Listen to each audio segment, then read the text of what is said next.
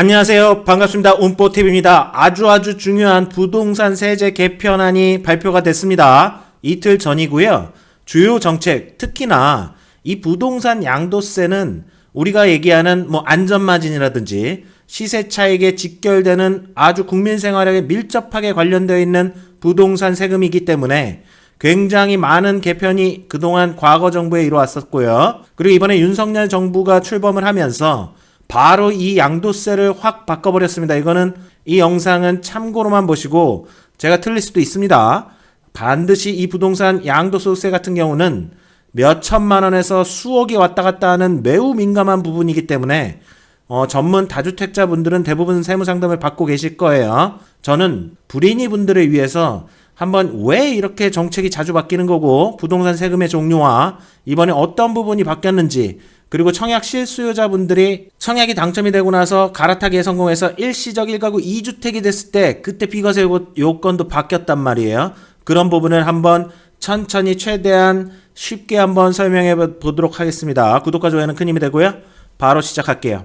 자, 일단은 우리가 부동산에 관련된 세금이 정확하게 세 가지 종류가 있고, 지금 정부가 어디를 건드렸느냐, 이번에 새 정부가 강력하게 개편을 추진한 그런 부분은 어디고, 앞으로 이 부동산 시장과 아파트 집값이 내 삶에 영향을 미치기 때문에 이게 어떤 흐름과 업무 플로우, 그러니까 정책 흐름의 플로우라고 해야겠죠? 그렇게 가는지 파악이 필요해요. 자, 부동산은 쉽게 말씀드려서 내가 집을 샀을 때 내는 게 취득했다, 취득세예요. 그리고 보유세가 있습니다. 내가 물건을 보유한다고 표현하잖아요. 집을 가지고 있다, 그랬을 때 내는 게 보유세가 있어요. 보유세에는 재산세와 종합부동산세가 있죠.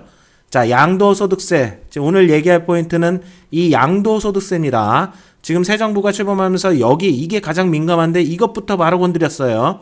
그래서 집을 처분했을 때 내가 시세 차익을, 세금을 얼마를 내고 내가 돈을 어느 정도의 차익을 가져갈 수 있느냐, 이 부분을 개편을 했단 말이죠. 문제의 원인은 어떻게 이번 정부가 이 부동산을 바라보느냐를 지금 바로 직결해서 알 수가 있는 거예요. 부동산 세금 정책의 정상화, 새 정부의 공약문 그대로예요. 세제 강화로 무주택자의 주택 구매와 유주택자의 주거 상향 이동이 어려워지고 계속 거주하려는 유주택자들의 보유세 부담이 늘었으며 징벌적이라고 표현했습니다. 부담의 전가로 세입자들에게도 피해를 주고 있다. 그래서 다주택을 비롯해서 이런 세제 완화를 통해서 그동안 매물이 잠겨 있었던 매물을 수요, 아파트입니다. 시장에 아파트를 공급을 많이 하고 전월세가 많아지고 그런 것을 통해서 집값을 잡겠다. 이런 게 포인트예요. 그래서 전반적으로 지금 세금을 완화해주고 있습니다. 이걸 알고 계셔야 돼요. 그래서 언론 보도에는 어떤 언론 보도들이 나오고 있죠. 이런 세제 완화에 대한 기대감 때문에 부동산 시장이 안정화되면서 지금 다 관망세로 돌아서고 말이죠. 그리고 똘똘한 한 채라든지, 그러면서 강남권과 비강남권, 수도권 외곽 지역부터 집값이 떨어진다. GTX 효과도 조금 더 누그러지고 있다. 억대로 떨어진다. 이런 뉴스 보도도 나오는 이유가 이번 새 정부에서 부동산 세금을 완화해 주려고 하기 때문에 그런 거예요. 오늘 말씀드릴 포인트는 이 양도소득세입니다. 이건 확실히 지금 엄청나게 큰 떡밥들을 날려줬어요. 자, 새 정부의 부동산 첫 공약 실천 발표가 나왔습니다. 포인트는 양도소득세였습니다. 제일 중요한 부분부터 바로 발표해버렸습니다. 개정사항 볼까요? 총 3가지로 지금 집중적으로 변경을 줬습니다. 첫 번째로 다주택자에 대한 양도세 중과를 1년간 한시 배제한다고 얘기했어요. 자, 중과 이제 말씀드릴 거예요. 자, 1번은 모두가 예상을 하고 있었죠. 이거는 모든 대선 후보들이 다 공약을 내건 사항이기도 했습니다. 근데 2번과 3번이 좀 파격적이었다는 얘기예요. 그래서 2번 같은 경우는 1세대 1주택 양도세 비과세 보유 거주 기간을 재기산 제도를 폐지한다. 이걸 리셋을 이제 폐지한다는 건데, 이거 다음 장면에서 상세하게 설명드릴 거고요. 그리고 3번은 2사 등으로 일시적 1세대 2주택 비과세 요건을 완화해준다. 이거는 무주택자들이라든지 1주택 갈아타기 하신 분들, 특히나 기존에 구축 아파트를 매수하셨던 분들이 새로운 구축을 매수하시거나, 그리고 기존에 1주택자였던 분들이 1주택 처분사약으로 청약에 당첨됐을 때 이 혜택을 받으신단 말이에요. 요렇게 이 3가지를 지금 설명을 드리겠습니다. 모두 납세자에게 유리한 개정입니다. 이거는. 그렇기 때문에 시행령 개정일 이전일인 5월 10일 양도분부터 소급해서 적용한다고 했어요. 자, 양도분. 여기서 포인트로 보셔야 되는 건 양도분의 기준이 되는 날짜가 언젠가를 봐야 되는 거예요. 잔금 청산일, 그러니까 잔금 지급일이나 등기 접수일 중 빠른 날이 양도분 그 날짜가 되는 거예요. 그래서 5월 9일 날 내가 이 잔금 청산을 했거나 등기 접수를 했으면 이 혜택은 받지 못한다. 자, 저는 세 번째부터 갈게요. 왜냐면은 이 세 번째가 무주택자에서 이제 1주택자가 되시는 분들이나 1주택 갈아타기 성공하신 분들, 이런 분들에게 실질적으로 혜택을 주는 그런 정책이었기 때문이에요. 자, 2사 등으로 일시적 1세대 2주택 비과세 요건이 완화됐습니다. 종전주택 양도시 비과세 요건이 굉장히 좀 까다로웠습니다. 그래서 둘 다 조정 대상 지역인 경우, 이 영상의 기본 배경은 조정 대상 지역입니다. 지금 조정 대상 지역이 아닌 데가 거의 없기 때문이에요.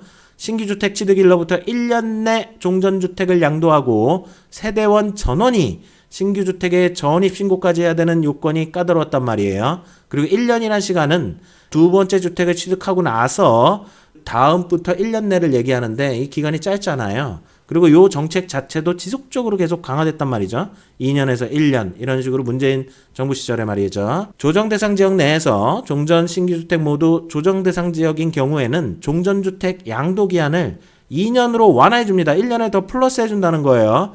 그럼 파주운정신도시도 조정대상 지역이잖아요. 그러면 운정에 조정 플러스 조정, 내가 운정에 아파트 한 채가 있고 두 번째 운정에 청약에 당첨됐다. 그러면은 이제부터는 어떻게 되는 거죠? 2년 내에 그 아파트 준공하고 등기 치고 나서 2년 내에 첫 번째 주택을 처분하면 그렇게 되면 비과세 요건을 받는다. 그리고 세대원 전원이 신규 주택에 전입할 필요도 없습니다. 이 전입 요건도 삭제해 준 거는 이 실수요자분들이나 1주택 갈아타기 하시는 분들에게는 굉장히 장점이 아닐 수가 없습니다. 그래서 기타의 경우 양도기한 3년은 이거는 비규제 지역은 언제나 3년 이내 처분이니까요. 그래서 사례를 보면 이해가 빠릅니다. 신규 주택 기존에는 이렇게 됐다는 거예요. 조정을 얘기하는 거고요. 비과세 가능 기간은 어떻게 됐죠? 종전주택을 취득하고 그 다음에 일시적 2주택이 된 상황, 신규주택을 두 번째를 취득한 이후에 1년 내에 처분을 해야지 종전주택을 처분했을 때 이 비과세 혜택을 받았단 말이죠. 근데 이번에 개정을 하면서 어떻게 됐죠? 종전주택을 취득하고 나서 신규주택을 이렇게 21년 11월 취득을 해도 2년 안에, 그러니까 1년이 더 플러스 됐기 때문에 종전주택을 처분하면 비과세 요건을 받을 수 있다. 자, 이런 부분들은 실수요자분들에게는 아주 좋은 그런 완화가 아닐 수가 없습니다. 이런 부분들은 이번 정부가 좀 잘해준 게 아닌가 개인적으로 칭찬해주고 싶어요. 자, 두 번째입니다. 1세대 1주택 양도세 비과세 보유 거주기간 리셋 제도 폐지. 참 보면 되게 지금 복잡하죠. 복잡해요. 자, 근데 문제 취지부터 한번 말씀드리고 도표를 설명하시고 요 개정을 말씀드릴게요. 자, 이번 정부는 문제점을 이렇게 봤다 이거예요. 시장관리 목적으로 조세 원칙에 맞지 않게 보유 거주기간을 재기산하면서 리셋을 하면서 말이죠. 국민 불편, 국민들도 모르고 세무사들도 몰랐어요. 도대체 이거를 어떻게 비과세 요건을 잡아줘야 되는지 세무사들마저도 상담을 꺼려했단 말이죠. 그래서 이거를 좀 단순화하고 이런 리셋에 대한 개념을 없애버렸단 말이에요. 그래서 이렇게 하면서 세제 정상화라든지 매물이 시장에 많이 나오고 합리화했다. 2년 보유 거주한 경우 1주택이 된 시점에 즉시 이거 굉장히 중요한 겁니다. 즉시 이거 다시 한번 설명드릴 거예요. 자, 표로 설명을 드려볼게요. 기존에는 이랬어요. 그 3주택에서 A주택을 양도를 했어요. 그리고 B주택을 또 여기 양도를 하게 되면 이제 1주택만 비과세를 받는 겁니다. 우리나라는.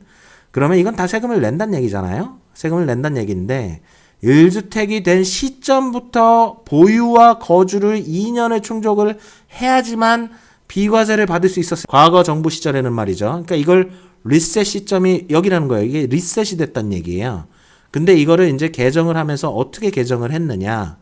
기존에 이제 3주택 상황도 있고 2주택 상황도 있고 뭐 C주택, 3주택 상황이 취득일이 여기가 있다면은 지금처럼 리셋이 되지 않고 3주택에서 이제 처분을 해버리고 2주택도 처분해버리고 이제 마지막 1주택이 남았을 때 그냥 이걸 비과세 해버린다는 거예요.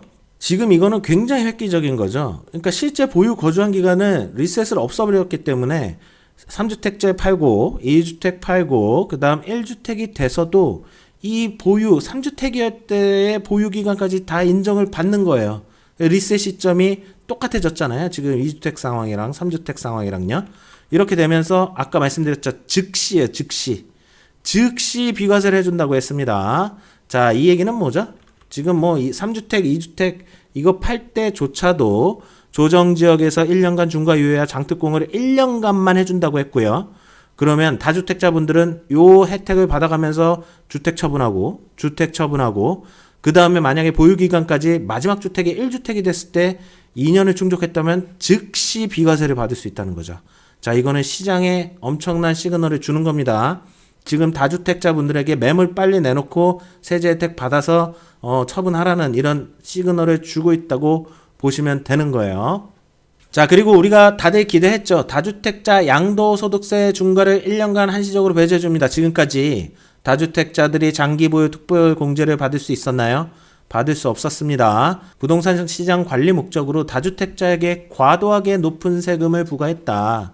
기존에는 막 너무나도 많은 이런 다주택자들에게 세금을 부과하다 보니까 다주택자들이 매물을 잠가놓고 버티기 모드로 갔다 이거예요. 그냥 재산세만 내고 종부세를 내면서 시장에 매물을 놓지 않았기 때문에 집값이 상승했다 이렇게 판단을 하는 겁니다. 여기에 더해서 조세 원칙에 좀 위배되고 주택매매 장애용 이거 방금 말씀드린 거고요. 매물이 감소해서 시장 집값이 오르고 시장이 불안해졌다.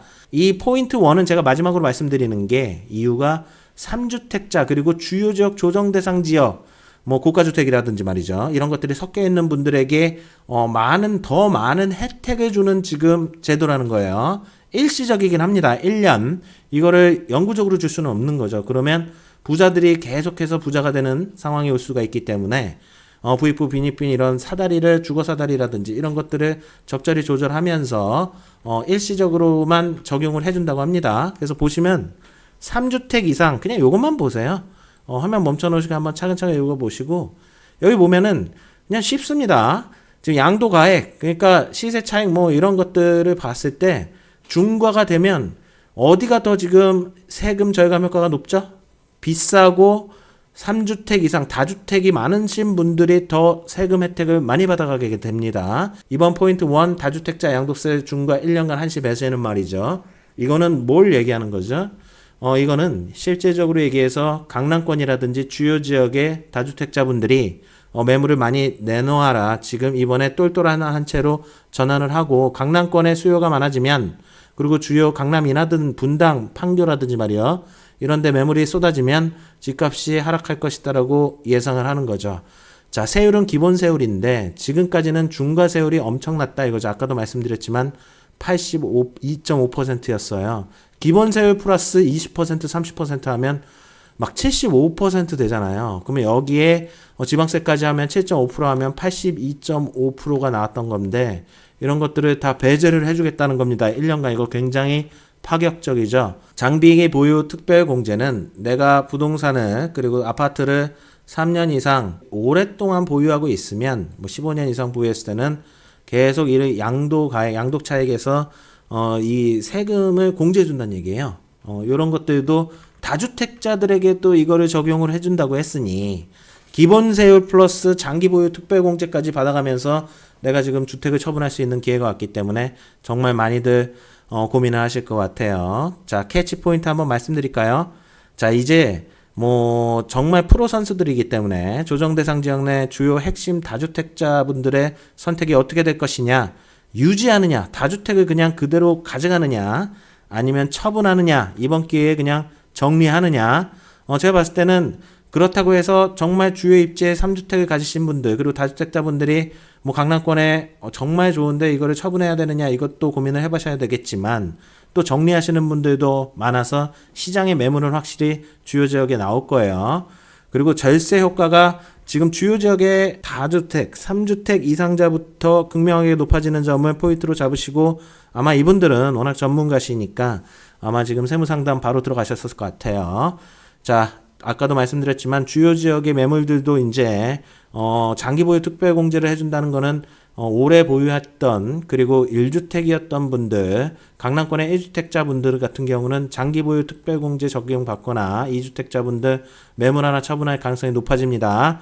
그러면 여기에 매물이 나오게 되면 주요 지역의 노후 아파트 위주로 좀 나올 수도 있어요. 그럴 때 기회를 한번 포착해 보는 것도 좋을 것 같아요. 그래서 다주택자들이 똘똘한 한 채를 선택하고 매물을 시장에 내놓는 순서는 아주 기본적인 상식에 기반하고 있습니다. 뭐 서울이 이렇게 있다면, 한강이 이렇게 있다면, 뭐 강남 3구 이쪽을 중점적으로 보유하시면서 수도권 외곽 지역에 있는 아파트부터 처분을 하려고 할 거란 말이죠. 이런 것들이 이번 윤석열 정부 시절에 이 양도세 중과 일시적 한시 배제가 들어왔기 때문에 지금 외곽 지역의 집값과 그리고 강남 지역의 집값이 양극화가 되고 있다. 제가 초반에도 말씀드렸죠. 이런 뉴스 기사도 나오고 있습니다. 그렇기 때문에 무주택 서민들 입장에서는 지금 어느 정도 관망을 해서 한번 보실 필요도 있고요. 그리고 주요 지역에 한번 입성해 보시고 싶으신 분들은 한 지금부터 몇 달 동안은 주요 지역 임장도 해보시고 정말 싸게 나오는 매물들이 있다면 뭐 강남권이라든지 말이죠. 그런 인서울의 주요 지역에 좋은 지역에 그런 구옥들을 한번 매수할 수 있는 그런 입성을 해볼 수 있는 기회가 오는 것이 아닌가 이렇게 판단을 하고 있습니다. 자, 오늘 영상은 여기까지 하고요. 지금 부동산 경기가 지금 격변하고 있습니다. 지금 어떻게 될지 모르지만 이렇게 격변하고 있기 때문에 지금 양도소득세 꼭 한번 이거 영상 보시면서 공부 좀 하셨으면 좋겠어요. 시청해 주셔서 감사하고요. 오늘도 행복한 하루 되세요.